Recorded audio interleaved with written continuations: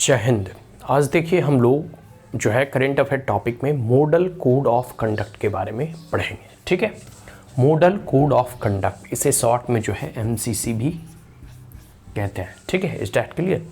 जब भी देखो भारत में आप देखोगे तो 365 दिन कहीं ना कहीं चुनाव होते रहता है। या तो एक तो जनरल इलेक्शन जो होता है लोकसभा का, फिर डिफरेंट स्टेट का असेंबली का चुनाव होता है, उसके बाद कई एक जगह बाई इलेक्शंस करवाए जाते हैं, फिर पंचायत का चुनाव है, फिर कह सकते हो कि जैसे दिल्ली वगैरह का MCD म्यूनिसिपालिटी का चुनाव है। तो कहीं ना कहीं कंटिन्यूसली पूरे के पूरे भारत के किसी न किसी एक कोने में लगातार जो है चुनाव होते रहते हैं।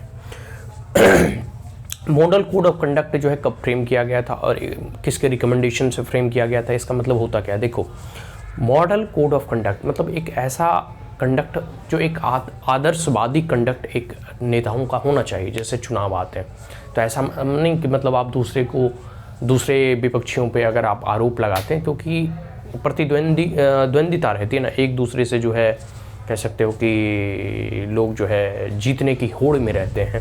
एक दौड़ होता है, एक रेस होता है कि कैसे कैसे हम उसे हरा कर उसे पराजित करके चुनाव जीतें। तो इसको लेकर अनर्गल जो है प्रलाप ना करे, कोई गाली गलौज ना दे, किसी को पर्सनली अटैक ना करे, कोई ऐसा धार्मिक विवाद ना छेड़ दे जिससे कि समाज में जो है कह सकते हो कटुता उत्पन्न हो।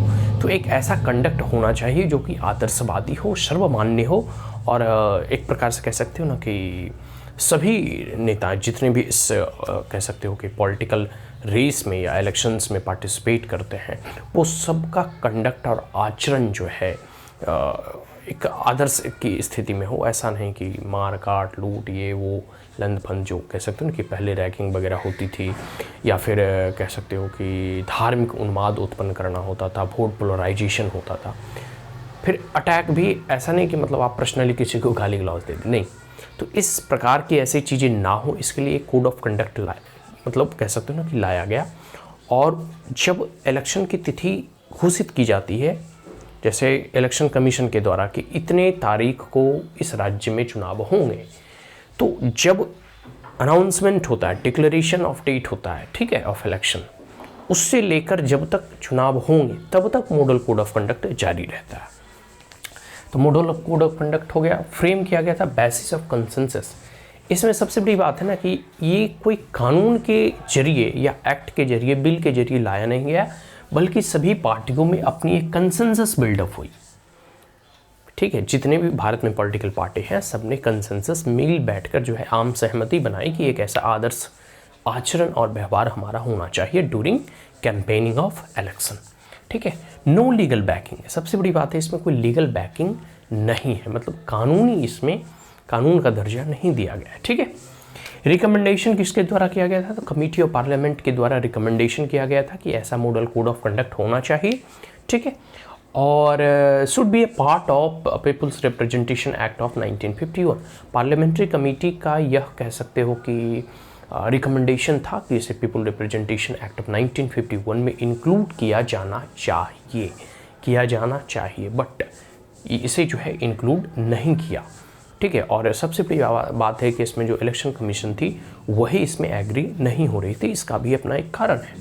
इलेक्शन कमीशन कहती है कि once it become a part of law, एक बार अगर यह जब कानून का रूप ले लेती है, या यह जब कानून के अकॉर्डिंग या फिर बिल के अकॉर्डिंग या एक्ट के अकॉर्डिंग इसको इंक्लूड कर दिया जाता है पीपल रिप्रेजेंटेशन एक्ट ऑफ 1951 में, तो होगा क्या कि जितने भी मैटर्स हैं मॉडल कोड ऑफ कंडक्ट के, फिर इसकी इन्फोर्समेंट मैटर करेगी। देखो, कानून बना देना अपने आप में पर्याप्त नहीं है, उसका इन्फोर्समेंट जो है उसे लागू करना अपने आप में एक जटिल कार्य है।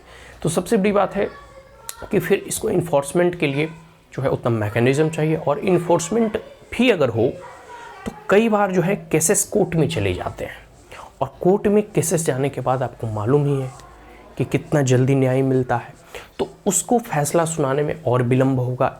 इस कारण जो है इलेक्शन का डेट और आगे बढ़ जाएगा। तो in ordinary to reduce the delay of conducting election, the election commission of India didn't recommend it to make it in a law. ठीक है, तो इसको लॉ में इंक्लूड करने के लिए वो रिकमेंड नहीं करती है, और कहती है कि इससे क्या होगा, फिर जो है चुनाव और अधिक विलंब होंगे, परेशानियाँ और अधिक बढ़ेगी। सबसे बड़ी इसमें एक जो चीज़ है इम्पॉर्टेंट है, नोट करने वाली बात यह है कि consensus among the political parties. देखो चुनाव लड़ता कौन है, पॉलिटिकल पार्टीज ही लड़ती है ना, अपने कैंडिडेट खड़ा करती है। अगर उसके बीच में ही आम सहमति बन जाए तो इससे और आदर्श की स्थिति क्या हो सकती है। ठीक है, तो ये हो गया model code of conduct NCC के बारे में। So that's all, thank you, have a great